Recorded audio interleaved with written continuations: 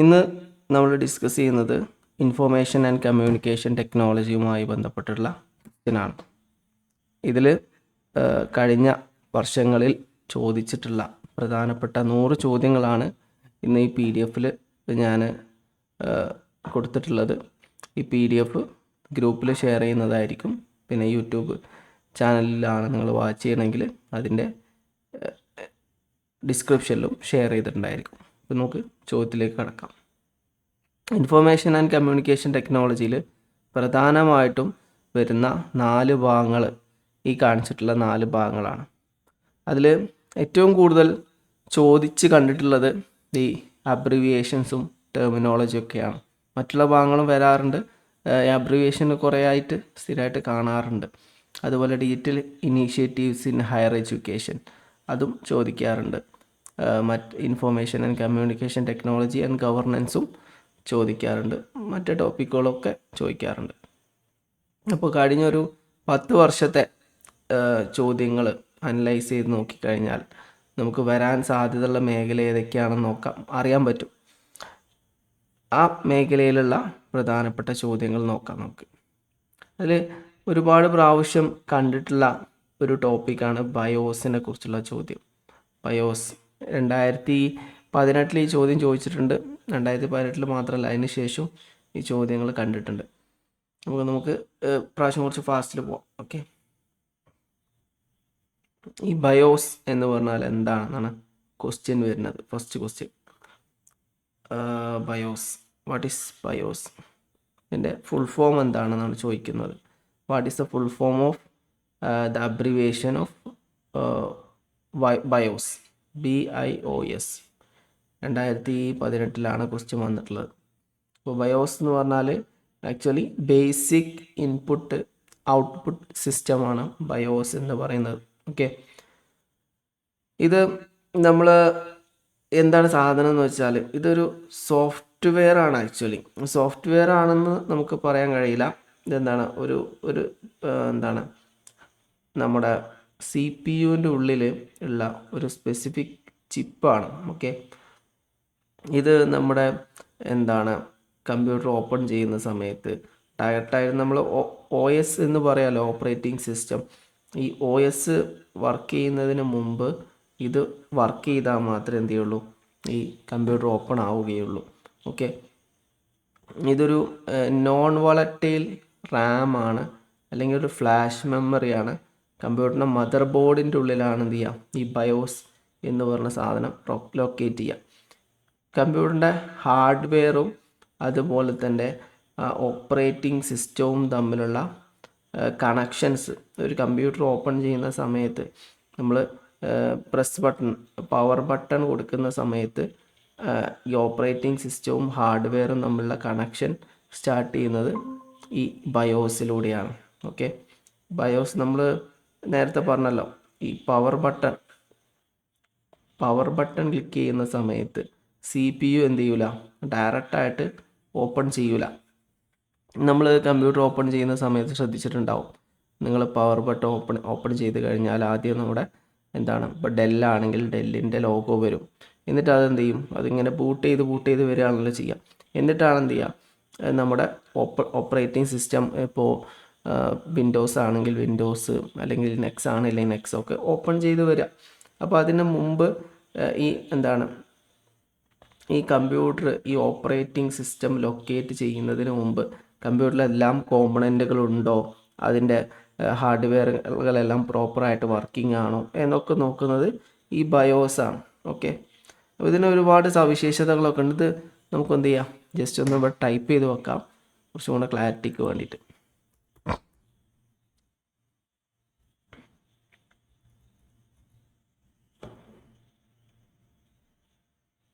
BIOS,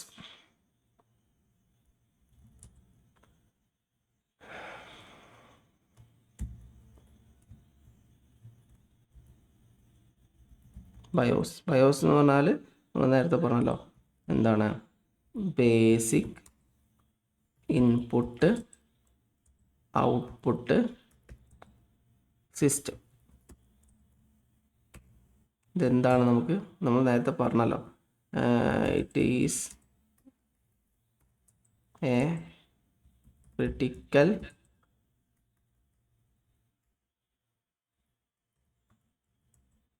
piece of low level software.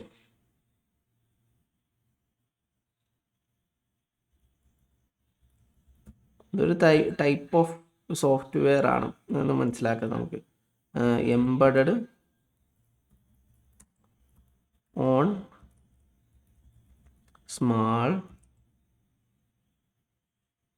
Flash memory chip located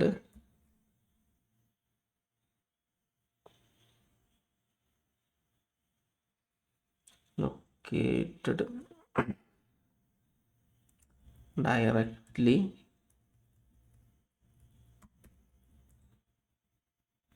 on the computer motherboard. ഇത് ഈ സാധനം mother ബോർഡിൻ്റെ ഉള്ളിലാണ് ലൊക്കേറ്റ് ചെയ്യുന്നത്. ഓക്കെ, ചിലപ്പോൾ ഇതിങ്ങനെയും ചോദിക്കാം, ചിലപ്പോൾ ഡീപ്പായിട്ട് ചോദിക്കാനുള്ള സാധ്യത കുറവാണ്, എങ്കിലും ചോദിക്കാൻ സാധ്യതയുണ്ട് എന്നതുകൊണ്ട് ജസ്റ്റ് നമ്മൾ പറഞ്ഞതിൻ്റെ സവിശേഷത കൂടെ വേണമെങ്കിൽ ജസ്റ്റ് ഒന്ന് നമുക്ക് പറയാം. ഓക്കെ, നമ്മൾ പറഞ്ഞത് ബയോസിൻ്റെ സവിശേഷതയാണ്. ഓക്കെ, പിന്നെ ഇത് എന്ത് ചെയ്യണം, നമ്മൾ നേരത്തെ പറഞ്ഞ പോലെ ഹാർഡ്വെയറും കമ്പ്യൂട്ടർ ഹാർഡ്വെയറും ഓപ്പറേറ്റിംഗ് സിസ്റ്റവും തമ്മിലുള്ള കണക്ഷനാണ് എന്ത് ചെയ്യുന്നത്, ഇത് ഫസ്റ്റായിട്ട് ക്രിയേറ്റ് ചെയ്യുന്നത്. It serves as the primary bridge connecting the computer hardware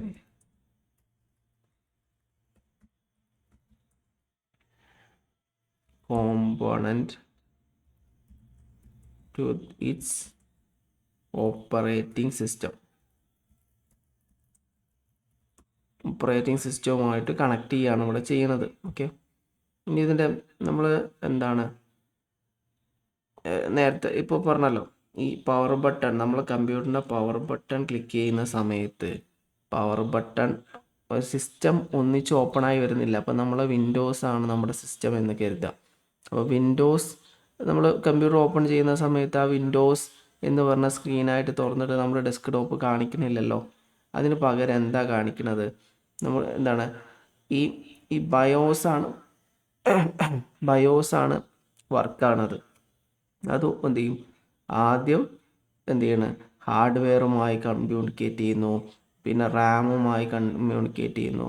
ഇവിടെ ഓരോ സാധനങ്ങളുമായിട്ട് എന്ത് ചെയ്യണം, ഘട്ടം ഘട്ടമായിട്ട് കമ്മ്യൂണിക്കേറ്റ് ചെയ്തിട്ടാണ് എന്ത് ചെയ്യുന്നത്, ഈ ഓപ്പറേറ്റിംഗ് സിസ്റ്റം ഓപ്പൺ ആവുന്നത്. അപ്പോൾ ഇതുമായി ബന്ധപ്പെട്ട് ചില ഈ ബയോസിൻ്റെ കുറച്ച് സവിശേഷതകൾ ഉണ്ടാകും കൂടെ നമുക്ക് നോക്കാം, അല്ലെങ്കിൽ ഫങ്ഷൻസ്, ഫീച്ചേഴ്സും ഫങ്ഷൻസും ഉണ്ട്. ഓക്കെ, അതിൽ പ്രധാനപ്പെട്ട ഫങ്ഷൻസ് മാത്രമായിട്ട് ചിലപ്പോൾ എക്സാമിന് ചോദിക്കാൻ സാധ്യത ഉണ്ട്.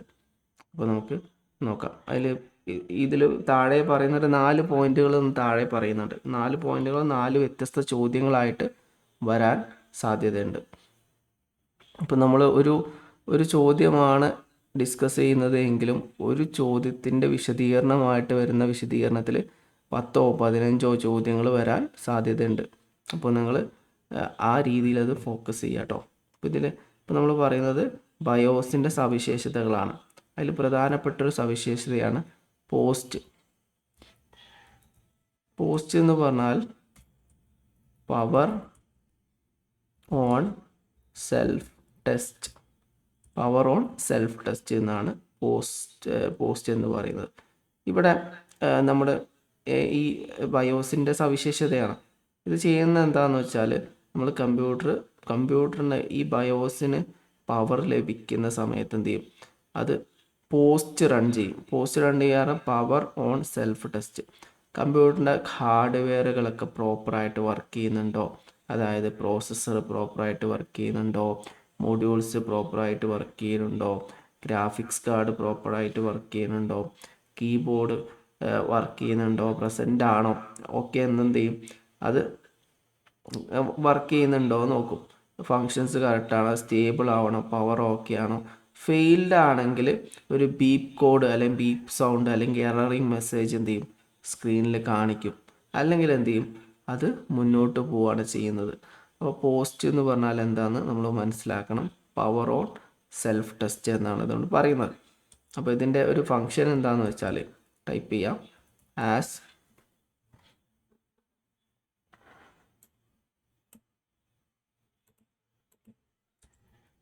soon as the system receives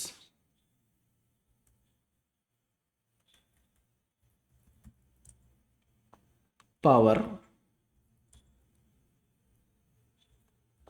the BIOS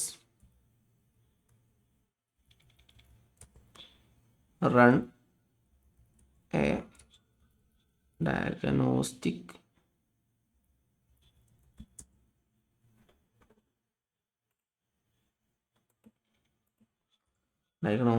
routine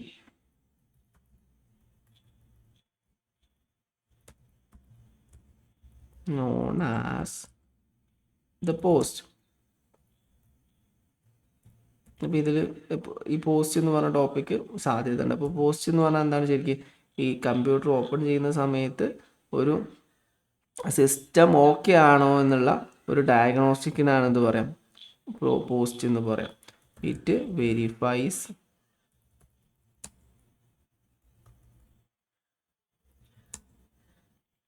that the system hardware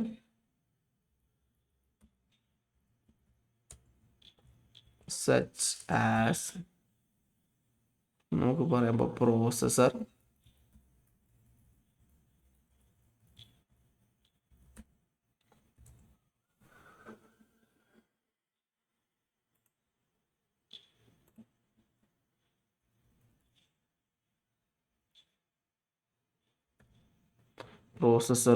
അതുപോലെ തന്നെ മെമ്മറി മൊഡ്യൂള്, അതുപോലെ തന്നെ ഗ്രാഫിക്സ് കാർഡ്, അതുപോലെ തന്നെ കീബോർഡ്,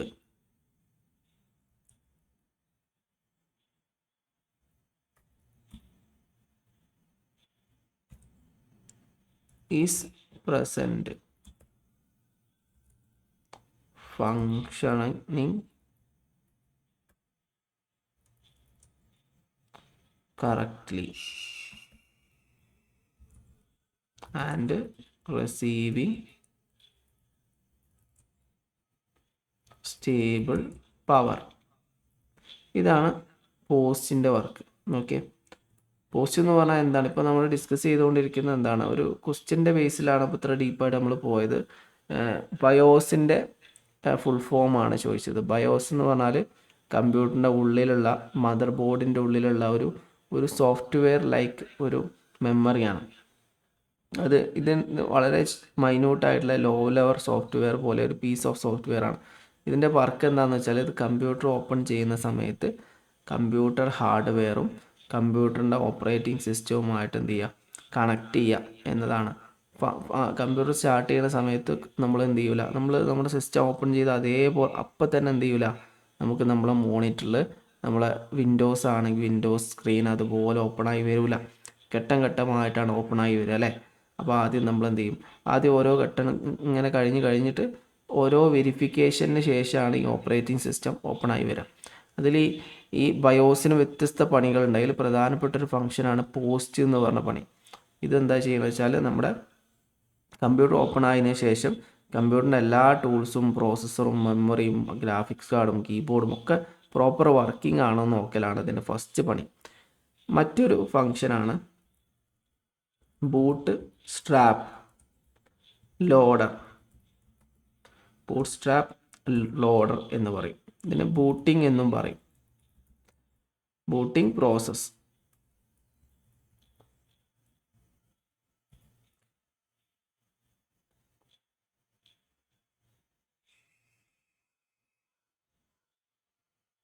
ഇത് കഴിഞ്ഞാൽ ഇപ്പോൾ നമ്മൾ എന്ത് ചെയ്യും, നമ്മൾ പോസ്റ്റ് നേരത്തെ പറഞ്ഞല്ലോ, പോസ്റ്റ് എന്ന് പറഞ്ഞാൽ പവർ ഓൺ സെൽഫ് ടെസ്റ്റ്. അപ്പോൾ ഇത് കംപ്ലീറ്റ് പർപ്പസ് വർക്ക് കംപ്ലീറ്റ് ചെയ്ത് കഴിഞ്ഞാൽ ബയോസ് എന്ത് ചെയ്യും, മാസ്റ്റർ ബൂട്ട് റെക്കോർഡ് എന്ന് പറഞ്ഞിട്ട് ഒരു എന്താണ് ഒരു ഏരിയ അത് ലൊക്കേറ്റ് ചെയ്യും. അതിന് ശേഷം പിന്നെ ഡ്രൈവറുകൾ, ഹാർഡ് ഡിസ്ക് അതുപോലുള്ള കാര്യങ്ങളൊക്കെ എന്ത് ചെയ്യും, ലൊക്കേറ്റ് ചെയ്യും. അതിനുശേഷം ഓപ്പറേറ്റിംഗ് സിസ്റ്റം ഏതാണെന്ന് ലൊക്കേറ്റ് ചെയ്യും. അങ്ങനെ ഘട്ടം ഘട്ടമായി ഇതിനാണ് ബൂട്ടിംഗ് എന്ന് പറയാം. ഓരോന്ന് സോഫ്റ്റ്വെയറുകൾ, ഓപ്പറേറ്റിംഗ് സിസ്റ്റം, ഹാർഡ്വെയർ, അതുപോലെ തന്നെ ഈ SSD ആണെങ്കിൽ SSD, ഏത് മെമ്മറിയാണ് ആ മെമ്മറി ലൊക്കേറ്റ് ചെയ്യുക. ഇതൊക്കെയാണ് ബൂട്ട് സ്ട്രാപ്പ് ലോഡറിൻ്റെ പണി എന്ന് പറയുന്നത്. പിന്നെ അത് കഴിഞ്ഞിട്ട് ബയോസ് ഡ്രൈവർ. ഓക്കെ, ഫാസ്റ്റിൽ വേണമെങ്കിൽ പറഞ്ഞു പോവാം. ബയോസ്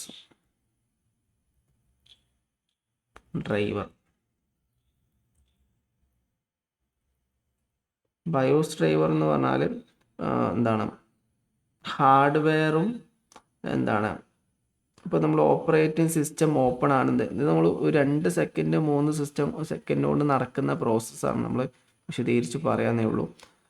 കമ്പ്യൂട്ടറിൻ്റെ എന്താണ് നമ്മുടെ ഹാർഡ്വെയർ ഓപ്പൺ ആവുമല്ലോ. ആദ്യം നമ്മൾ പവർ സ്വിച്ച് വെക്കുന്ന സമയത്ത് ഹാർഡ്വെയർ ഓപ്പൺ ആവും. ആ സമയത്ത് നമ്മുടെ keyboard, display screen, storage device ഇതൊക്കെ ഓപ്പറേറ്റിംഗ് സിസ്റ്റവുമായിട്ട് കണക്ട് ചെയ്തിട്ട് അതിൻ്റെ ഡ്രൈവർ ഓപ്പൺ ആണെന്നാണ് എന്ത് പറയാം, ബയോസ് ഡ്രൈവർ എന്ന് പറയാം. പിന്നെ അത് കഴിഞ്ഞിട്ട് ബയോസ് സെറ്റപ്പ്, ഇതും ഇതിന് മറ്റൊരു ഫീച്ചറാണ്. ഇപ്പോൾ നമ്മൾ ബയോസ് സെറ്റപ്പ് എന്ന് പറഞ്ഞപ്പോൾ നിങ്ങൾക്ക് കമ്പ്യൂട്ടർ കൂടുതലായിട്ട് യൂസ് ചെയ്ത് പരിചയം ഉണ്ടെങ്കിൽ നിങ്ങൾക്ക് അറിയുണ്ടാവും.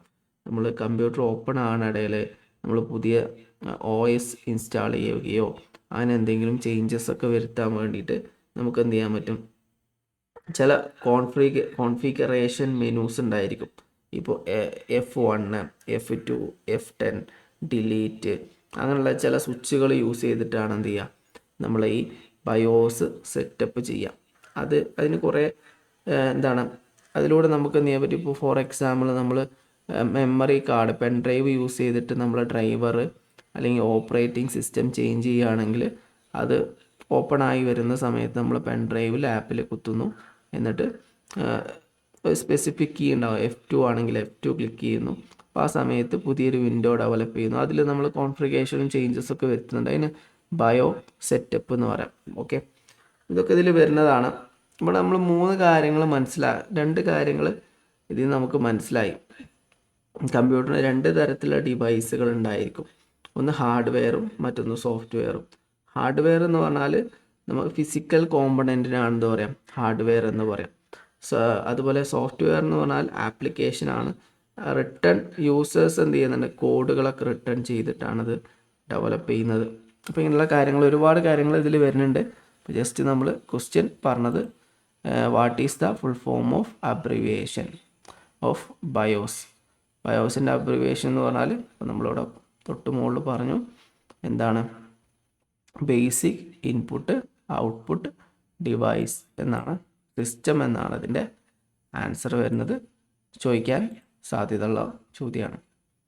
ഇനി നമുക്ക് അടുത്ത ചോദ്യത്തിലേക്ക് പോവാം. എന്താണ് ഓപ്പൺ സോഴ്സ് സോഫ്റ്റ്വെയർ എന്ന് പറയുന്നത്? താഴെ പറയുന്ന ചോദ്യങ്ങളിൽ ഓപ്പൺ സോഴ്സ് സോഫ്റ്റ്വെയർ എന്ന് പറഞ്ഞാൽ എന്താണെന്നാണ് ചോദ്യം. അപ്പോൾ നമുക്ക് ഒരു ഇതിൽ ആൻസർ കാണാതെ പഠിച്ചു പോയിട്ട് കാര്യമില്ല. താഴെ പറയുന്നതിൽ ഓപ്പൺ സോഴ്സ് സോഫ്റ്റ്വെയർ ഏതാണ്, ഈ 4 കാണാതെ പഠിച്ചു പോയി. അങ്ങനെ നെറ്റിന് അങ്ങനെ ഒരു രീതി ഇല്ല. നമ്മൾ കാണാതെ പഠിച്ചു പോയാൽ എക്സാമിന് ഒരിക്കലും എന്ത് ചെയ്യില്ല, അത് വരില്ല, വേറെ എന്തെങ്കിലേക്കാരം വരിക. അപ്പോൾ ഈ ഓപ്ഷൻസ് ഓപ്പൺ സോഴ്സ് സോഫ്റ്റ്വെയറുകൾ ഒരുപാടുണ്ട്. അപ്പോൾ അതിലേതെങ്കിലും ഒന്നേക്കാരം വരിക, ഇത് വരില്ല. അപ്പോൾ നമ്മൾ പഠിച്ചു പോകുന്നത് തെറ്റായിട്ട് നമുക്ക് തന്നെ എന്ത് ചെയ്യും, നമ്മളെ സമയം അവിടെ വേസ്റ്റായി പോകും. അപ്പോൾ ഇവിടെ നമ്മൾ ഓപ്പൺ സോഴ്സ് സോഫ്റ്റ്വെയർ എന്താണെന്ന് മനസ്സിലാക്കുകയാണ് ഇവിടെ ചെയ്യേണ്ടത്. അപ്പോൾ നമുക്ക് ചോദ്യത്തിലേക്ക് കിടക്കാം. എന്താണ് ഈ ഓപ്പൺ സോഴ്സ് സോഫ്റ്റ്വെയർ എന്ന് നോക്കാം നമുക്ക്. ഈ ഓപ്പൺ സോഴ്സ് സോഫ്റ്റ്വെയർ എന്ന് പറഞ്ഞാൽ ആർക്കും എന്ത് ചെയ്യാൻ പറ്റും, യൂസ് ചെയ്യാൻ പറ്റുന്ന, സിമ്പിളായിട്ട് മനസ്സിലാക്കുകയാണെങ്കിൽ പൈസ കൊടുക്കാതെ ആർക്കും യൂസ് ചെയ്യാൻ പറ്റുന്ന സോഫ്റ്റ്വെയറുകളാണെന്ത് OSS എന്ന് പറയുന്നത്. ഇതിൻ്റെ OSS എന്ന് പറഞ്ഞാൽ ഓപ്പൺ സോഴ്സ് സോഫ്റ്റ്വെയർ എന്ന് പറയുന്നു. ഇതിൻ്റെ സോഴ്സ് കോഡ് ഫ്രീലി അവൈലബിൾ ആണ്. ആർക്കും എന്ത് ചെയ്യണം, ഫ്രീലി അവൈലബിൾ ആണ്. അത് എന്താണ്, ആളുകൾക്ക് പരിശോധിക്കാനും മോഡിഫൈ ചെയ്യാനും ചേഞ്ച് ചെയ്യാനൊക്കെ പറ്റും. ഇപ്പോൾ ഇതിൽ വരുന്ന ഒന്ന് മോസില്ല ഫയർഫോക്സ് അതിൽ പ്രധാനപ്പെട്ട ഒന്നാണ്. അതുപോലെ നിങ്ങൾ ഇപ്പോൾ OBS സ്റ്റുഡിയോ നിങ്ങൾ ഓൺലൈനായിട്ട് വീഡിയോസൊക്കെ റെക്കോർഡ് ചെയ്യുന്ന സമയത്ത് യൂസ് ചെയ്യുന്ന ഒരു സാധനമാണ് OBS സ്റ്റുഡിയോ. അതേപോലെ ഇപ്പോൾ വീഡിയോ എഡിറ്റിങ്ങിന് വേണ്ടി ഡാവിഞ്ചി റിസോൾവ് അതിൽ പ്രധാനപ്പെട്ട ഒന്നാണ്. പിന്നെ മറ്റൊന്ന് നമുക്ക് പറയുകയാണെങ്കിൽ അങ്ങനെ ഒരുപാട് ഇപ്പോൾ നമ്മൾ പാട്ട് കേൾക്കാൻ വേണ്ടി വീഡിയോ നമ്മൾ പാട്ട് കേൾക്കാൻ വേണ്ടിയിട്ട് VRL അങ്ങനെ എന്തോ ഒരു വീഡിയോ പ്ലെയർ ഉണ്ടല്ലോ, കറക്റ്റായിട്ട് എനിക്ക് പേര് ഓർമ്മയില്ല, VRL ആണെന്ന് തോന്നുന്നു. ഒരു മഞ്ഞ കളറിൽ ഇങ്ങനെ ഒരു ചിഹ്നമൊക്കെ ഉള്ള അതൊക്കെ ശരിക്കും ഓപ്പൺ സോഴ്സ് സോഫ്റ്റ്വെയറുകളാണ്. അത് മൊബൈലിൽ ഉപയോഗിക്കുന്ന സമയത്ത് ആപ്പാണ്, കമ്പ്യൂട്ടറിൽ ഉപയോഗിക്കുന്ന സമയത്ത് അത് സോഫ്റ്റ്വെയർ ആയിരിക്കും. പക്ഷേ മറ്റ് ചില സോഫ്റ്റ്വെയറുകളുണ്ട്, അത് പ്രൊപ്രൈറ്ററി സോഫ്റ്റ്വെയർ എന്ന് പറയും. പ്രൊപ്രൈറ്ററി സോഫ്റ്റ്വെയർ എന്ന് പറഞ്ഞാൽ ഇതിൻ്റെ കോഡുകൾ നമ്മൾ ഒരിക്കലും എന്ത് ചെയ്യാൻ പറ്റില്ല, ഈ കോഡുകൾ ഹിഡൺ ആയിരിക്കും. ആർക്കും എന്ത് ചെയ്യാൻ പറ്റില്ല, അത് യൂസ് ചെയ്യാൻ പറ്റില്ല. യൂസ് ചെയ്യണമെങ്കിൽ എന്ത് ചെയ്യണം, പേയ്മെൻറ്റ് കൊടുക്കണം, ലൈസൻസ് വേണം. അതിൽ പ്രധാനപ്പെട്ട ഒന്നാണ് ഇപ്പോൾ ഫോട്ടോഷോപ്പ്, കോറൽ ഡ്രോ. അതുപോലെ ഇപ്പോൾ നമ്മൾ കമ്പ്യൂട്ടറിൽ Windows 11 ആണ് യൂസ് ചെയ്യുന്നത്. അപ്പോൾ Windows 11 അതിന് പൈസ കൊടുത്ത് നമ്മളത് വാങ്ങണം. പിന്നെ അതുപോലെ MS വേർഡ്, എക്സൽ ഇതൊക്കെ പൈസ കൊടുത്ത് വാങ്ങുന്ന സോഫ്റ്റ്വെയറുകളാണ്. അപ്പോൾ ഇവിടെ രണ്ട് ടേമുകൾ നമ്മൾ പഠിച്ചു. ഒന്ന് ഓപ്പൺ സോഴ്സ് സോഫ്റ്റ്വെയർ, മറ്റൊന്ന് പ്രൊപ്രൈറ്ററി സോഫ്റ്റ്വെയർ എന്ന് പറയും. നമുക്ക് ഇവിടെ ടൈപ്പ് ചെയ്യാം എന്താണെന്നുള്ളത്, കൂടുതൽ വിശദീകരിക്കുന്നില്ല. ഈ കൺസെപ്റ്റ് മനസ്സിലാക്കി കഴിഞ്ഞാൽ ഏത് സോഫ്റ്റ്വെയറുകൾ ചോദിച്ചു കഴിഞ്ഞാലും അത് നമുക്ക് ക്ലിയർ ആയിട്ട് മനസ്സിലാക്കാൻ സാധിക്കും. നോക്കാം. ഓക്കെ,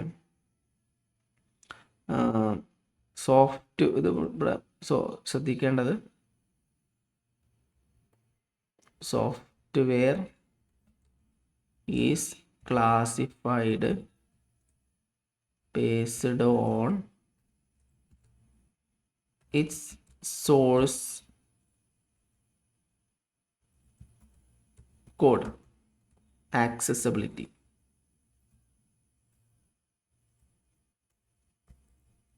ഈ സോഴ്സ് കോഡ് എന്താണെന്ന് അറിയണമെങ്കിൽ നമുക്ക് കുറച്ചും കൂടെ ഒന്ന് വേണമെങ്കിൽ പറയാം. ഇപ്പോൾ നമ്മൾ എന്ത് സോഫ്റ്റ്വെയറുകൾ പ്രിപ്പയർ ചെയ്യുന്നെങ്കിലും, സോഫ്റ്റ്വെയർ അല്ല ആപ്പാണെങ്കിലും വെബ്സൈറ്റ് ആണെങ്കിലും അത് ചെയ്യണമെങ്കിൽ ശരിക്കും അതിൻ്റെ ഒരു കോഡ് ഡെവലപ്പ് ചെയ്യണം.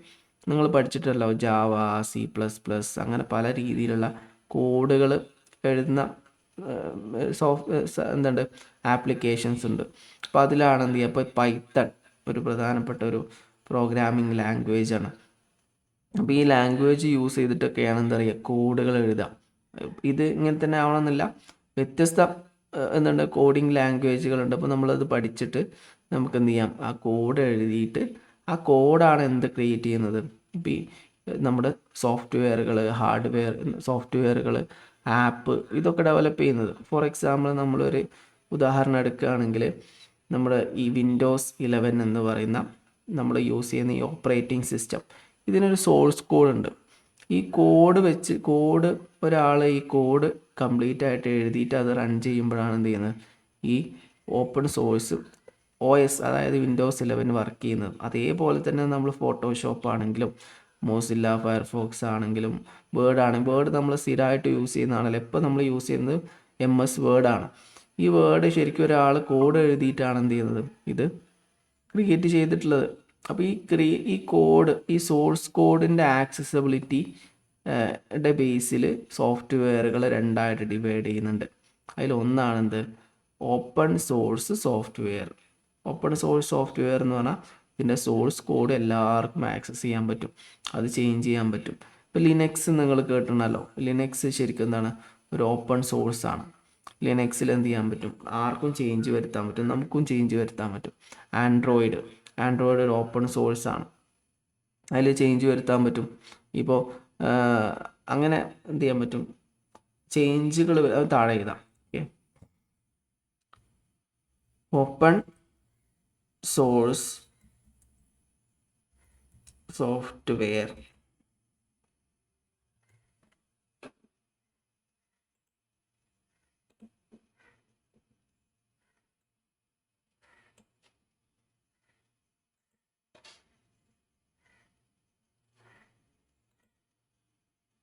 ഓപ്പൺ സോഴ്സ് സോഫ്റ്റ്വെയർ, അതായത് OS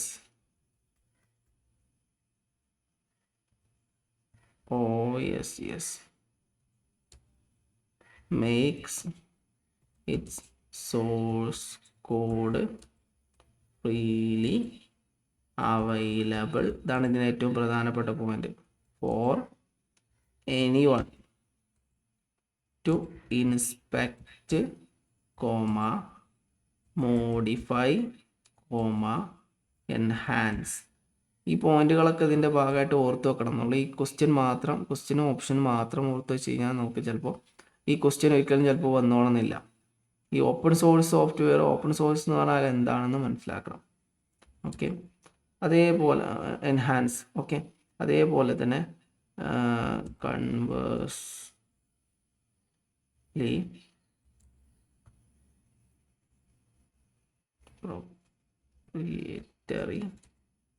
പ്രൊപ്രൈറ്ററി, അതായത് പ്രൊപ്രൈറ്ററി സോഫ്റ്റ്വെയർ.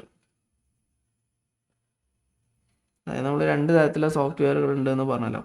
പ്രൊപ്രൈറ്ററി സോഫ്റ്റ്വെയർ എന്ന് പറഞ്ഞാൽ ക്ലോസ്ഡ് സോഴ്സ്, ഒന്ന് ഓപ്പൺ സോഴ്സ് ആണ്, ഒന്ന് ക്ലോസ്ഡ് സോഴ്സ് ആണ്. ഓപ്പൺ സോഴ്സ് സോഫ്റ്റ്വെയർ എന്ന് പറഞ്ഞാൽ അതിൻ്റെ സോഴ്സ് കോഡ് എല്ലാവർക്കും എന്ത് ചെയ്യാൻ പറ്റും, ആക്സസ് ചെയ്യാൻ പറ്റും, എഡിറ്റ് ചെയ്യാനൊക്കെ പറ്റും. പ്രൊപ്രൈറ്ററി സോഫ്റ്റ്വെയർ എന്ന് പറഞ്ഞാൽ അതിൻ്റെ സോഴ്സ് കോഡ് ആർക്കും യൂസ് ചെയ്യാനോ ഓപ്പൺ ചെയ്യാനോ എഡിറ്റ് ചെയ്യാനോ ഒന്നും പറ്റില്ല. Okay, keeps its code hidden,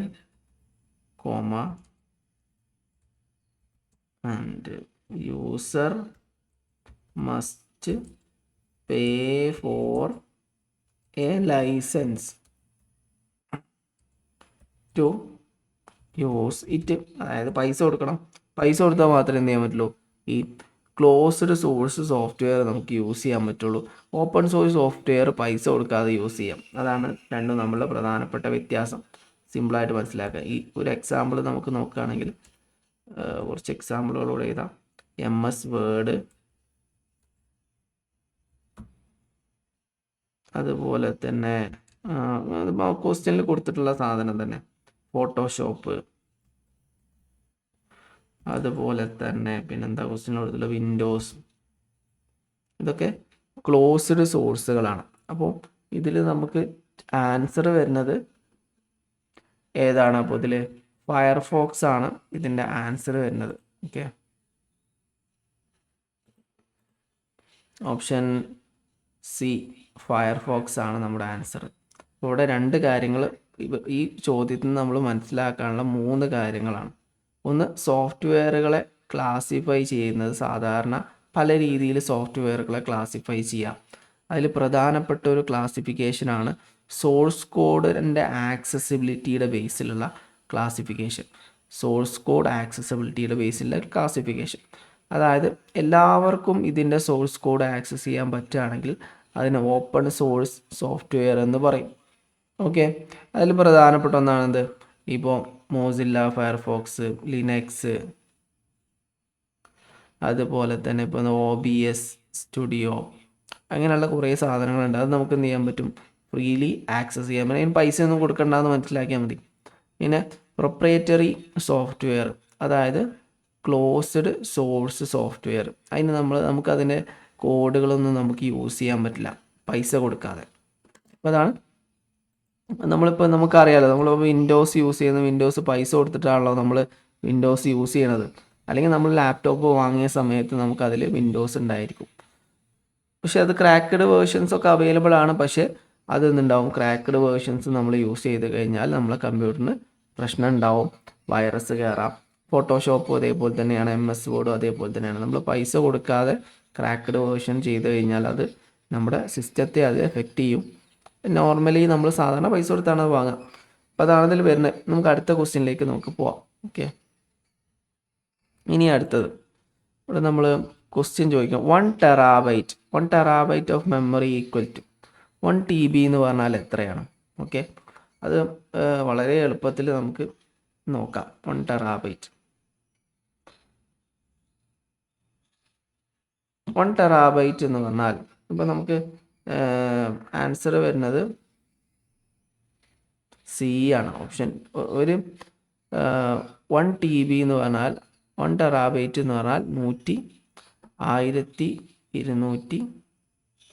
ഇവിടെ നമ്മൾ മനസ്സിലാക്കേണ്ടത് 1 MB എന്ന് പറഞ്ഞാൽ 1 MB എന്ന് പറഞ്ഞാൽ 1224 KB ആണ്. ഓക്കെ, ഇനി 1 GB എന്ന് പറഞ്ഞാൽ 1024 MB ആണ്. ഇനി 1 TB എന്ന് പറഞ്ഞാൽ 1024 GB ആണ്. ഇനി അതുപോലെ തന്നെ 1 PB എന്ന് പറഞ്ഞാൽ 1024 TB ആണ്. അങ്ങനെയാണെന്ത് ഇങ്ങനെ ഘട്ടം ഘട്ടമായിട്ട് ഇങ്ങനെ കൂടിപ്പോൾ സിമ്പിളായിട്ട് നമുക്ക് ഇതിൻ്റെ ഒരു ക്രോണോളജിക്കൽ ഓർഡർ ഞാൻ ഇവിടെ പറയാം, ഇവിടെ ടൈപ്പ് ചെയ്യാം, എന്നാൽ കൺഫ്യൂഷൻ ഉണ്ടാവില്ല. ഏറ്റവും ചെറുതാണ് ബിറ്റ്. ഓക്കെ, കുറച്ച് വലുതാക്കിയിട്ട് ബിറ്റ്.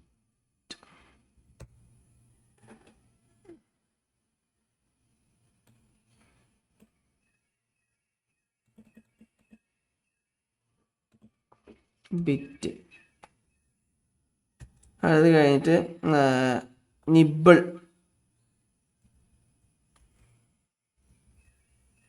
നിബിൾ എന്ന് പറഞ്ഞാൽ 4 ബിറ്റിനാണെന്ത് പറയാം, നിബിൾ എന്ന് പറയാം. അത് കഴിഞ്ഞിട്ട് പിന്നെ ബൈറ്റാണ് വരിക. ബൈറ്റ് എന്ന് പറഞ്ഞാൽ 8 ബിറ്റിനാണ് ഒരു ബൈറ്റ് എന്ന് പറയാം. ഇത്രയാണ് 8 ബിറ്റ്. 8 ബിറ്റിനാണ് ഒരു ബൈറ്റ് എന്ന് പറയും. ഈ ഓർഡർ ശരിക്കും പഠിച്ചു വെക്കണം, എന്നാലും നമുക്ക് ഈ ബൈറ്റും ബിറ്റുമായൊക്കെ ബന്ധപ്പെട്ടുള്ള ചോദ്യങ്ങൾ, എല്ലാ ചോദ്യത്തിനും ഒറ്റയടിക്ക് ഉത്തരം കൊടുക്കാൻ പറ്റുന്ന ഒരു ടോപ്പിക്കാണത്. അപ്പോൾ ആദ്യം ബിറ്റാണ്. പിന്നെ നിബിൾ എന്ന് പറയും. നിബിൾ എന്ന് പറഞ്ഞാൽ 4 ബിറ്റ്സിനെ എന്ത് പറയും, നിബിൾ എന്ന് പറയും. 8 ബിറ്റിനെ ബൈറ്റ് എന്ന് പറയും. പിന്നെ KB, കിലോബൈറ്റ്സ്.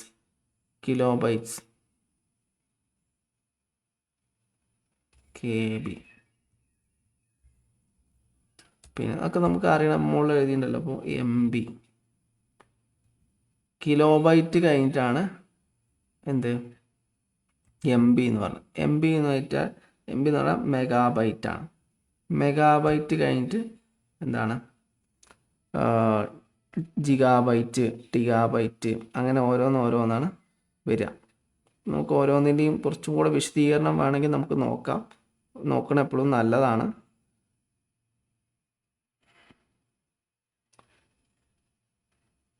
ജസ്റ്റ് ഒന്ന് പറയാം. MB കഴിഞ്ഞാൽ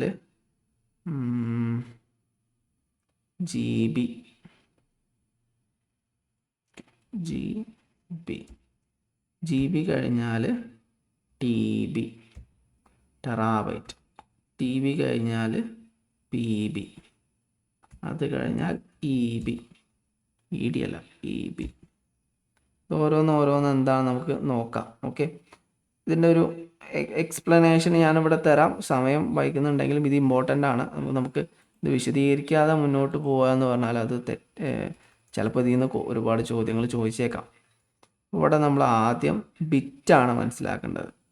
അപ്പോൾ നമുക്കൊരു ബിറ്റ്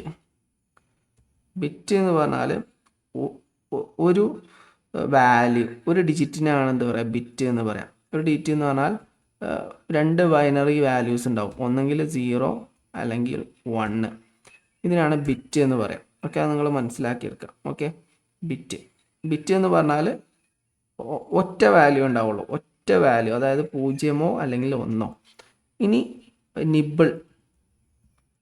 നിബിൾ എന്ന് പറഞ്ഞാൽ 4 ബിറ്റുകൾ കൂടിയതായിരിക്കും. 4 ബിറ്റുകൾ എന്ന് പറഞ്ഞാൽ 000 അല്ലെങ്കിൽ 111 അല്ലെങ്കിൽ 1010 അങ്ങനെയൊക്കെ കൂടിയിട്ടുള്ള 4 ബിറ്റുകൾ കൂടിയതിന് എന്ത് പറയും, നിബിൾ എന്ന് പറയും. 4 ബിറ്റ്സ്. അല്ലെങ്കിൽ നമ്മൾ പറയാം ബൈറ്റിൻ്റെ പകുതി ബൈറ്റ് എന്നും പറയാം. ഇനി അതിന് താഴെ നമുക്ക് പറയാം ബൈറ്റ്. ബൈറ്റ് എന്ന് പറഞ്ഞാൽ 8 ബിറ്റ് കൂടിയതാണ് ബൈറ്റ്. ഓക്കെ, 8 ബിറ്റുകൾ കൂടിയതാണ്. ഒരു ബിറ്റ് എന്ന് പറഞ്ഞാൽ എന്താണ്? ഇപ്പോൾ ഒരു ബിറ്റ് പറഞ്ഞാൽ ഒരു വാല്യൂ കാരം 1, 2, 3, 4 ഒന്നും ഇതിലുണ്ടാവില്ല. ഓക്കെ, ഒന്നെങ്കിൽ 0 അല്ലെങ്കിൽ 1, അങ്ങനെ 2 വാല്യൂസേ ആകെ വരുള്ളൂ. അതിൽ ഏതെങ്കിലും ഒരു വാല്യൂവിനെ, ഒറ്റ വാല്യൂവിനെ ബിറ്റ് എന്ന് പറയും. അങ്ങനെ 4 വാല്യൂവിനെ നിബിൾ എന്ന് പറയും. 8 ബിറ്റ്സിനെ ബൈറ്റ് എന്ന് പറയും. ഇനി അതിൻ്റെ മുകളിലേക്ക് നമുക്ക് നോക്കാം. ഇനി വരുന്ന കിലോ ബൈറ്റ്സ്, കെ ബിക്ക് നമ്മൾ എന്താ പറയുക? കിലോ ബൈറ്റ്സ് എന്നാണ് പറയുക. Kilobyte. Okay, kilobyte എന്ന് പറഞ്ഞാൽ 1024 ബൈറ്റ്. ശരിക്കും ശ്രദ്ധിക്കണം, അത് ആൽഫബറ്റിക് ഓർഡറിൽ ചിലപ്പോൾ ചോദിച്ചുകൂടായില്ല. ആൽഫബറ്റിക് ഓർഡറിൽ എഴുതാൻ വേണ്ടിയിട്ട് ചോദിക്കാം. അപ്പോൾ 1024 ബൈറ്റാണെന്ത്? ഒരു കിലോ ബൈറ്റ് എന്ന് പറയുന്നത്. ഓക്കെ, ഇനി കിലോ ബൈറ്റ് കഴിഞ്ഞാൽ പിന്നെ വരുന്നത് മെഗാബൈറ്റാണ്. മെഗാബൈറ്റ് നമ്മൾ സാധാരണ നാളെ എം ബി എന്ന് പറയലുണ്ട്. MB, megabyte.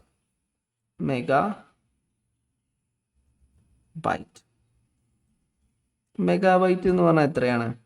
1024 kilo byte, KB. 1024 KBക്ക് എന്ത് പറയും? മെഗാബൈറ്റ് എന്ന് പറയും. ഇത് മാറിപ്പോരുത്. പിന്നെ ഇനി മെഗാബൈറ്റ് കഴിഞ്ഞിട്ട് വരുന്നത് ജിഗാബൈറ്റ് ആണ്.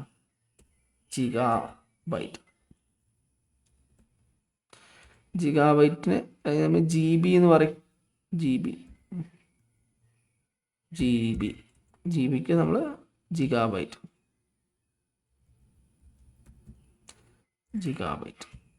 ജിഗാബൈറ്റ് എന്ന് പറഞ്ഞാൽ എത്രയാണ്? 1024 MB. 1024 MBക്ക് എന്ത് പറയും? ജിഗാബൈറ്റ് എന്ന് പറയും. ഇനി അത് കഴിഞ്ഞിട്ട് GB കഴിഞ്ഞിട്ട് വരുന്നത് TB ആണ്. TB എന്ന് പറഞ്ഞാൽ ടെറാബൈറ്റ്.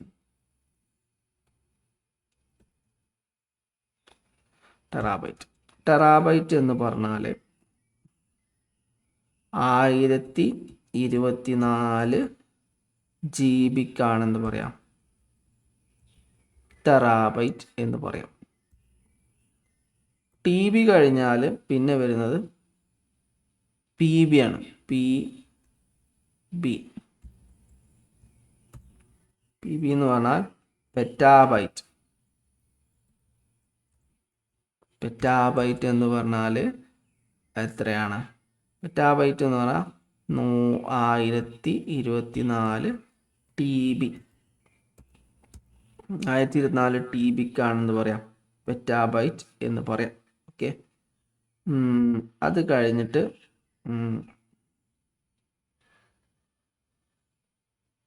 പിന്നെ വരുന്നത് ഏതായിരുന്നു?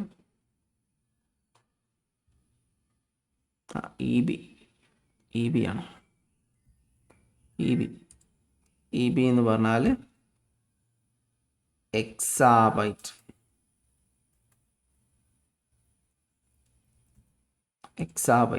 എക്സാബൈറ്റ് എന്ന് പറഞ്ഞാൽ 1024 PBക്കാണെന്ന് പറയാം, എക്സാബൈറ്റ് PB. ഇത്രയൊക്കെയാണ് ഇതിൽ ചോദിക്കാറുള്ളൂ. ഇതിൻ്റെ മുകളിലേക്ക് ഇനി എന്താണ്? സെറ്റാബൈറ്റ് ഉണ്ട്, ഗെറ്റാബൈറ്റ് ഉണ്ട്, അങ്ങനെ ഓരോ ബൈറ്റുകളുണ്ട്. നമ്മൾ ജസ്റ്റ് വേണമെങ്കിൽ എഴുതി വെക്കാം. ഇനി അടുത്താണെന്ത്? സെറ്റാബൈറ്റ്. ZB.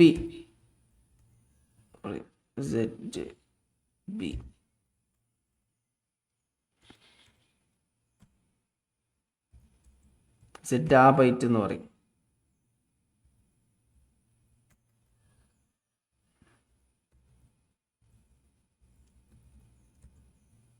സെറ്റാബൈറ്റ് എന്ന് പറഞ്ഞാൽ എന്താണ്? 1024 EB. PB എന്ന് പറഞ്ഞാൽ എക്സാബൈറ്റ്. ഇത് കഴിഞ്ഞാൽ ഇനി ഉണ്ട്, ഇതിങ്ങനെ തുറന്നുകൊണ്ട് പോകും. വേണമെങ്കിൽ ഒന്നുകൂടെ പറയാം. യൊട്ടാബൈറ്റ്. ഇത് കഴിഞ്ഞിട്ട് YB എന്ന് പറഞ്ഞാൽ യൊട്ടാബൈറ്റ്.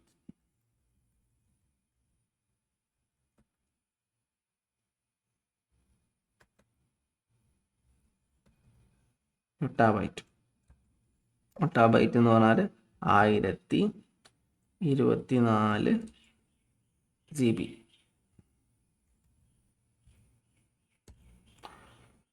ഇതാണ് ഇവിടെ വരുന്നത്. ഓക്കെ, ഇവിടെ നമ്മൾ എന്താണ് ഇതൊക്കെ മനസ്സിലാക്കി വെച്ച് കഴിഞ്ഞാൽ ഈ TB, MB, GB ഇതുമായി ബന്ധപ്പെട്ടുള്ള ചോദ്യങ്ങളൊക്കെ നമുക്ക് ആൻസർ എഴുതാൻ പറ്റും. അപ്പോൾ ഇവിടെ ചോദ്യം 1 TB എന്ന് പറഞ്ഞാൽ എത്രയാണെന്നാണ് ചോദിക്കുന്നത്. 1 TB of memory is equal to 1 TB of memory equal to 1024 എന്താണ് GB അല്ലേ? 1024 ഇപ്പോൾ നമ്മൾ പറഞ്ഞല്ലോ. അപ്പോൾ 1024 GB പറയാം 1 ടെറാബൈറ്റ് എന്ന് പറയാം. 1 TB എന്ന് പറഞ്ഞാൽ 1024 GB. ഇത് പറയേണ്ടത് പ്രധാനപ്പെട്ടതായതുകൊണ്ടാണ് നമ്മൾ വിശദീകരിച്ചത്. അങ്ങനെ ഓരോ ചോദ്യത്തിലും ഒരുപാട് കാര്യങ്ങൾ ഒഴിവാക്കാതെ പോവേണ്ടതുണ്ട്. ഇനി നമുക്ക് അടുത്ത ചോദ്യത്തിലേക്ക് നമുക്ക് പോകാം. What type of memory is volatile in nature? താഴെ കുറേ മെമ്മറിയുടെ കൊടുത്തിട്ടുണ്ട്. ഇതിൽ എന്താണ് വോളറ്റൈൽ മെമ്മറി ഏതാണ് എന്ന് ചോദിക്കും. അപ്പോൾ അത് എക്സാമിന് ഇതേ ചോദ്യം വരില്ല. വോളറ്റൈൽ മെമ്മറി ഏതാണ് എന്ന് പറഞ്ഞിട്ട് ഈ 4 ഓപ്ഷൻ ഇതേപോലെയാണ് വരികയല്ല ചെയ്യുക. വോളറ്റൈൽ മെമ്മറി എന്താണെന്ന് നമ്മൾ മനസ്സിലാക്കിയാലേ ആൻസർ എഴുതാൻ പറ്റുള്ളൂ. ഇവിടെ എപ്പോഴും നെറ്റിൻ്റെ ഒരു പ്രത്യേകത എന്താണെന്ന് വെച്ചാൽ കൺസെപ്റ്റ് ക്ലാരിറ്റിയാണ് നമുക്ക് നെറ്റ് ക്ലിയർ ചെയ്യാനുള്ള ഏറ്റവും പ്രധാനപ്പെട്ട മാർഗം. അല്ലാതെ നമ്മൾ കാണാതെ പഠിച്ചു പോയി കഴിഞ്ഞാൽ ഒരിക്കലും നെറ്റ് ക്ലിയർ ചെയ്യാൻ പറ്റില്ല. അത് നമ്മൾ ഇപ്പോൾ സൈക്കോളജിക്കൽ ടെസ്റ്റ് പഠിച്ച സമയത്തൊക്കെ പല സമയത്ത് പഠിച്ചിട്ടുണ്ടാവും. ഇപ്പോൾ ടെസ്റ്റ് ചെയ്യുന്ന സമയത്ത് ക്വസ്റ്റ്യൻ ഹെയർ പ്രിപ്പയർ ചെയ്യുന്ന സമയത്തൊക്കെ അവർ അറിവുള്ള ആളും അറിവില്ലാത്ത ആൾക്കാരെയും വേർതിരിച്ച് ഡിവൈഡ് ചെയ്യാൻ വേണ്ടിയിട്ട് ഒരുപാട് ടൂൾസ് യൂസ് ചെയ്യുന്നുണ്ട്. ആ ടൂൾസൊക്കെ യൂസ് ചെയ്തിട്ടാണ് ഈ ക്വസ്റ്റ്യൻസ് പ്രിപ്പയർ ചെയ്യുക. അപ്പോൾ ഒരു കാണാതെ പഠിച്ചു പോയ ഒരാൾക്ക് കൺഫ്യൂഷൻ ഉണ്ടാക്കുന്ന രീതിയിലായിരിക്കും ക്വസ്റ്റ്യൻ വരിക. അപ്പോൾ ഇവിടെ നമുക്ക് നോക്കാം എന്താണ് വോളറ്റൈൽ മെമ്മറി എന്ന് പറയാം. ഈ വോളറ്റൈൽ മെമ്മറി സിമ്പിളായിട്ട് മനസ്സിലാക്കുകയാണെങ്കിൽ ഒരു ലേമാൻ ലാംഗ്വേജിൽ മനസ്സിലാക്കുകയാണെങ്കിൽ ഒരു ടെമ്പററി സ്റ്റോറേജ് ആണ് എന്ത് വോളറ്റൈൽ മെമ്മറി എന്ന് പറഞ്ഞാൽ. നമ്മൾ ഇലക്ട്രിക്കൽ പവർ ഉണ്ടെങ്കിൽ മാത്രമേ അത് വർക്ക് ആവുള്ളൂ എന്നർത്ഥം. അപ്പോൾ അത് എപ്പോൾ നമ്മൾ കറണ്ട് പോകുന്നു അല്ലെങ്കിൽ എപ്പോൾ കമ്പ്യൂട്ടർ ഓഫ് ആവുന്നു ഈ മെമ്മറി ഒക്കെ പോകും. ഇപ്പോൾ ഉദാഹരണമായിട്ട് നമ്മൾ സേവ് ചെയ്തിട്ടില്ല എന്ന് കരുതാം എന്തെങ്കിലും കാര്യങ്ങൾ. അപ്പോൾ അത് സേവ് ചെയ്യാത്ത സാധനം കമ്പ്യൂട്ടർ ഓഫായി കഴിഞ്ഞാൽ എന്ത് ചെയ്യും? ഓട്ടോമാറ്റിക് അത് നഷ്ടപ്പെട്ടു പോകും. അപ്പോൾ അത് ടെമ്പററി സ്റ്റോറേജ് ആണെന്ത് വോളറ്റൈൽ മെമ്മറി എന്ന് പറഞ്ഞാൽ. നോൺ വോളറ്റൈൽ മെമ്മറി എന്ന് പറഞ്ഞാൽ ഓഫായാലും നമ്മൾ സേവ് ചെയ്ത് വെച്ച ഡേറ്റാസ് ഒക്കെ ഉണ്ടല്ലോ അത് ഓഫായാലും നഷ്ടപ്പെടില്ല. അങ്ങനത്തെ മെമ്മറിയാണ് നോൺ വോളറ്റൈൽ മെമ്മറി എന്ന് പറയുന്നത്. അപ്പോൾ അത് ജസ്റ്റ് ഇവിടെ ഒന്ന് ടൈപ്പ് ചെയ്ത് വെക്കാം. വോളറ്റൈൽ മെമ്മറി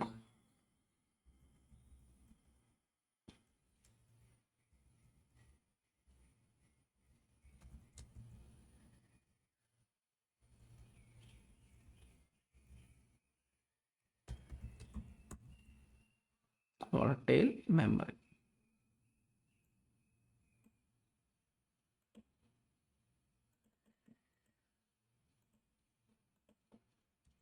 volatile memory എന്ന് പറഞ്ഞാൽ എന്താണ്? Temporary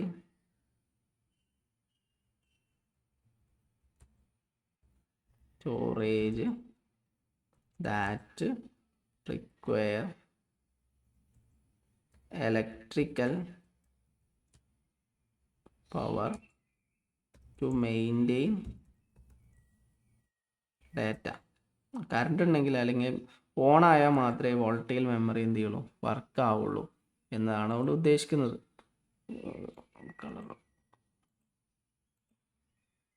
when the computer turn off everything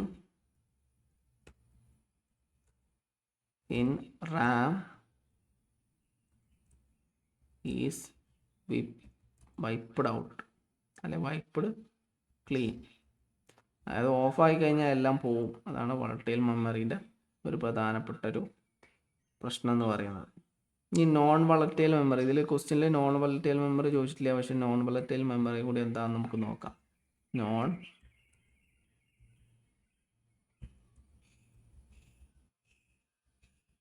non volatile memory. Non volatile memory എന്ന് പറഞ്ഞാൽ അപ്പോൾ എന്തായിരിക്കും? നമ്മൾ പെർമനൻ്റ് സ്റ്റോറേജ് ആണ്. അത് നമ്മൾ സിസ്റ്റം ഓഫ് ചെയ്ത് കഴിഞ്ഞാലും ഈ സ്റ്റോറേജ്, ഈ ഡാറ്റ അവിടെ ഉണ്ടായിരിക്കും, നമ്മുടെ കമ്പ്യൂട്ടറിൽ ഉണ്ടായിരിക്കും. അതിന് നോൺ വോളറ്റൈൽ മെമ്മറി എന്ന് പറയും. ഇവിടെ എഴുതാം, പെർമനൻ്റ്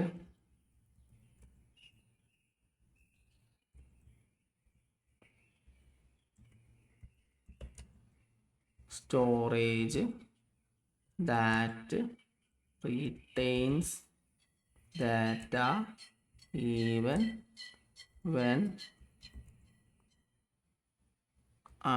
unpowered.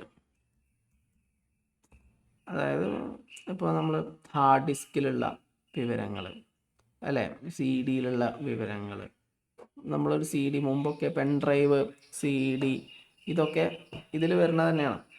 അപ്പോൾ രണ്ട് തരത്തിലുള്ള മെമ്മറീസിനെ കുറിച്ച് നമ്മൾ മനസ്സിലാക്കി. ഇനി നമുക്ക് ചോദ്യത്തിലേക്ക് പോവാം. ചോദ്യത്തിലേക്ക് പോവുകയാണെങ്കിൽ ഇതിൽ വോളറ്റൈൽ മെമ്മറി എന്ന് പറഞ്ഞാൽ റാൻഡം ആക്സസ് മെമ്മറിയാണെന്ത് വോളറ്റൈൽ മെമ്മറി. റാം ഉണ്ടായിരിക്കും, നമ്മളെ കമ്പ്യൂട്ടറിലൊക്കെ ഉണ്ടായിരിക്കുന്ന റാം, അത് വർക്കിംഗ് മെമ്മറിയാണ്. അതില്ലെങ്കിൽ എന്ത് ചെയ്യില്ല, നമ്മുടെ സിസ്റ്റം പ്രോപ്പറായിട്ട് വർക്ക് ചെയ്യൂല. മെമ്മറി താൽക്കാലികമായിട്ട് സ്റ്റോർ ചെയ്ത് നിൽക്കുന്ന സ്ഥലമാണ് റാം എന്ന് പറയുന്നത്. റാം മാത്രമല്ല, വേറെ കുറേ മെമ്മറീസ് ഉണ്ട്. അപ്പോൾ ഇവിടെ റാമാണ് നമ്മൾ എന്ത് ചെയ്യുന്നത്, വോളറ്റൈൽ മെമ്മറി ആയിട്ട് വരുന്നത്. 2020 ചോദിച്ചിട്ടുള്ള ഒരു ചോദ്യം കേട്ടോ. ഇനി അടുത്ത ചോദ്യത്തിലേക്ക് നമുക്ക് പോകാം. 5ാമത്തെ ചോദ്യം.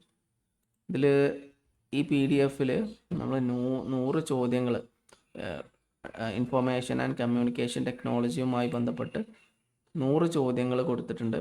ഈ PDF നിങ്ങൾക്ക് പ്രൊവൈഡ് ചെയ്യുന്നതായിരിക്കും. യൂട്യൂബ് ഓപ്പൺ ചെയ്ത് കഴിഞ്ഞാൽ അതിൻ്റെ ഡിസ്ക്രിപ്ഷനിൽ ലിങ്ക് ഉണ്ടായിരിക്കും. ലിങ്ക് ക്ലിക്ക് ചെയ്ത് കഴിഞ്ഞാൽ നിങ്ങൾക്ക് ഈ 100 ചോദ്യങ്ങളും അതിൻ്റെ ആൻസർ കീയും അവൈലബിൾ ആയിരിക്കും. ഇന്ന് വൈകുന്നേരം ആകുമ്പോഴേക്ക് അല്ലെങ്കിൽ നാളെ മോർണിംഗ് ആകുമ്പോഴേക്ക് നിങ്ങൾ ഈ 100 ചോദ്യങ്ങളും അറ്റൻഡ് ചെയ്യേണ്ടതാണ്. ഓക്കെ, നമുക്ക് പരമാവധി ഡിസ്കസ് ചെയ്യാൻ കഴിയുന്ന സമയത്ത് നമ്മൾ പരമാവധി ഡിസ്കസ് ചെയ്യും. ബാക്കി നിങ്ങൾ എന്ത് ചെയ്യാം, സെൽഫായിട്ട് നോക്കുക.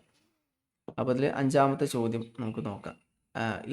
In computer terminology, what goes GUI stands for? GUI stands for, ഇതിൽ 4 ഓപ്ഷൻസ് ആണ് കൊടുത്തിട്ടുള്ളത്. അതിൽ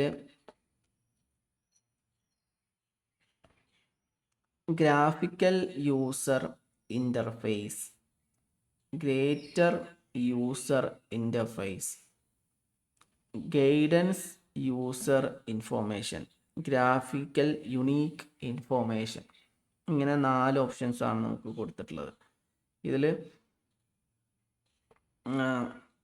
ഗ്രാഫിക്കൽ GUI ആണെന്ത് കറക്റ്റ് ആൻസർ. GUI എന്ന് പറഞ്ഞാൽ ഗ്രാഫിക്കൽ യൂസർ ഇൻ്റർഫേസ് എന്ന് പറയുന്നത്.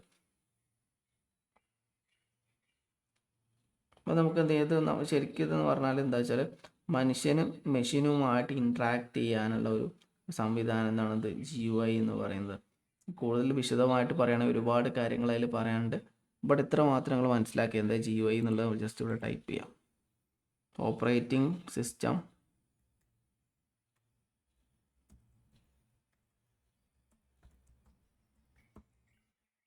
Use different interfaces to let humans interact with machine. Humans മെഷീൻസുമായി ഇൻട്രാക്ട് ചെയ്യാൻ വേണ്ടി യൂസ് ചെയ്യുന്ന വ്യത്യസ്ത ഇൻ്റർഫേസുകളാണിത് ഈ GUI എന്ന് പറയുന്നത്. അതിൽ തന്നെ കുറേ കാര്യങ്ങൾ വിശദീകരിക്കാനുണ്ട്. ശരിക്കും 1 മണിക്കൂർ കൂടുതൽ ഈ ഒറ്റ GUI തന്നെ പറയാനുണ്ട്. അപ്പോൾ അത് നിങ്ങൾ GUI എന്താണെന്ന് ജസ്റ്റ് ഗൂഗിളിൽ സെർച്ച് ചെയ്ത് നോക്കിക്കഴിഞ്ഞാൽ ഇതിൻ്റെ ആൻസറിലേക്ക് നമുക്ക് എത്താൻ പറ്റും. അടുത്ത ചോദ്യത്തിലേക്ക് നമുക്ക് പോകാം. 6ാമത്തെ ചോദ്യം, which memory type act as a high speed buffer between CPU and main memory? CPU-ൻ്റെയും മെയിൻ മെമ്മറിയുടെയും ഇടയിലുള്ള എന്താണ് ഹൈ സ്പീഡ് ബഫറായിട്ട് ഇത് വർക്ക് ചെയ്യുന്നത് ഏതാണ്? ക്യാഷ് മെമ്മറിയാണ് അതിൻ്റെ ആൻസർ. ക്യാഷ് മെമ്മറി എന്താണെന്ന് നിങ്ങൾ എന്ത് ചെയ്യുക, ജസ്റ്റ് ഗൂഗിളിലൊന്ന് സെർച്ച് ചെയ്ത് നോക്കുക, എന്താണെന്ന് മനസ്സിലാക്കിയിട്ട് തന്നെ മുന്നോട്ട് പോകണം. ഇതിൻ്റെ ആൻസർ മാത്രം നോക്കിയാൽ നിങ്ങൾക്ക് എന്ത് ചെയ്യില്ല, പിന്നീട് ചോദ്യം ചോദിക്കും വ്യത്യസ്ത രീതിയിലായിരിക്കും ചോദ്യം വരിക. അതുപോലെ അടുത്ത ക്വസ്റ്റ്യനിലേക്ക് നമുക്ക് പോവാം. USB stands for. USB ഇടയ്ക്ക് കാണലുണ്ട്, USB ഫുൾ ഫോം എന്താണ്. കുറേ മുമ്പ് വന്ന 2021 വന്നിട്ടുള്ളൊരു ചോദ്യമാണ്. USB എന്ന് പറഞ്ഞാൽ